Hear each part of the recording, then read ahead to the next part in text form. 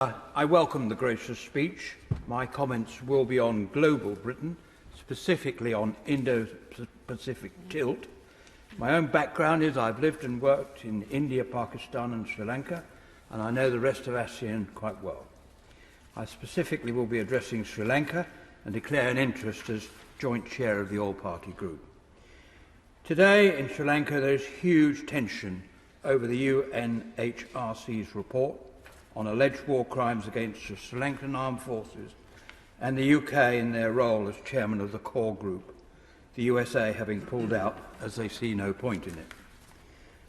This war of 2009 was not some minor insurrection, so judgment must be made on the basis of war. It was the law of armed conflict known as the international humanitarian law. War between a democratically elected government and probably the world's most evil terrorists. Killed two presidents, ministers, civilians in their thousands, and the most moderate Tamil leaders. War partially conducted from London, in Camden, at the Tamil Tiger International HQ, led by Anton Balasingham, UK citizen. Millions raised illegally, here on the ground, in this country. His wife Adele, fighting in Sri Lanka, closely involved in recruiting over 5,000 child soldiers, as stated by UNICEF. This is a war crime by any yardstick. Charges by UN start with the Darasman report. 3 human rights lawyers never visited Sri Lanka. Worse still, they claim around at least 40,000 civilians killed. But all the sources of evidence are to be hidden for 20 years. Is this robust evidence? Why the secrecy?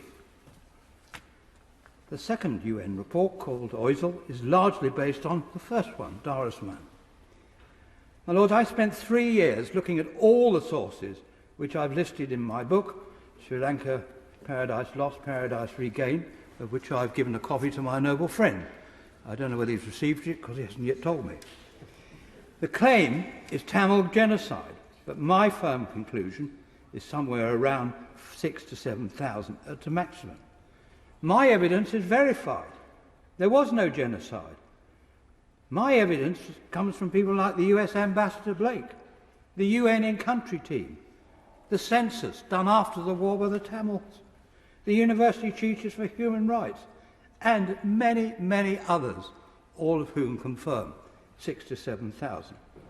Plus our own UK's expert military attaché in the field, but just recently Her Majesty's Government now state in a letter sent to me from the MOD on the 25th of March and another letter from the FCO, quote, dispatches written by Lieutenant Colonel Gash reported on isolated information from a number of different sources without offering any independent verification of this information.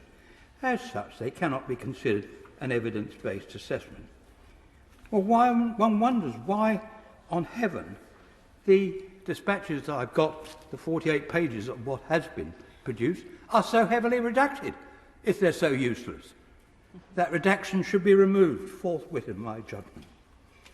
And it's wonderful. Not only is our military attaché cast aside, and my evidence seems to be cast aside, then go on, I say to my noble friend, read the Paranagama Commission report, where some of the UK's finest human rights lawyers were the advisers, namely Sir Desmond de Silva, Sir Geoffrey Nice, and others. Their eminent view, printed on Darasman, was that it was of no value to a court seeking to establish the truth, because the reports are based on anonymous sources. And there are others on top of this. There's the US military attaché.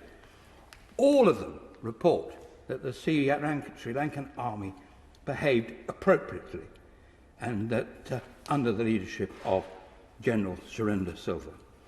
Oisel's view on the camp of 200,000 was it was a quasi-concentration camp. How so, when the Red Cross were there from day one? And additionally, the Tamil MPs who visited it said a huge thank you to the Sri Lankan government for the way the Tamils were looked after. So I turn briefly to the way forward. Truth and reconciliation are a huge challenge, but the Archbishop of Canterbury in 2019 visited and said Sri Lanka was making real progress. Our colleague Bangla Strood says from the Legatum Institute, Sri Lanka of the last decade has done extremely well. I urge my Minister to work with Sri Lanka on implementing the recommendations of the Lesson Learned and Reconciliation Commission and the Panorama report to establish a Truth and Reconciliation Committee. If the UK chooses to dictate, then be clear, there is a clear risk to our Indo-Pacific strategy on Sri Lanka, and when they will be forced back to rely on China, thereby threatening the sea lanes and the dissident Tamils setting up an independent state.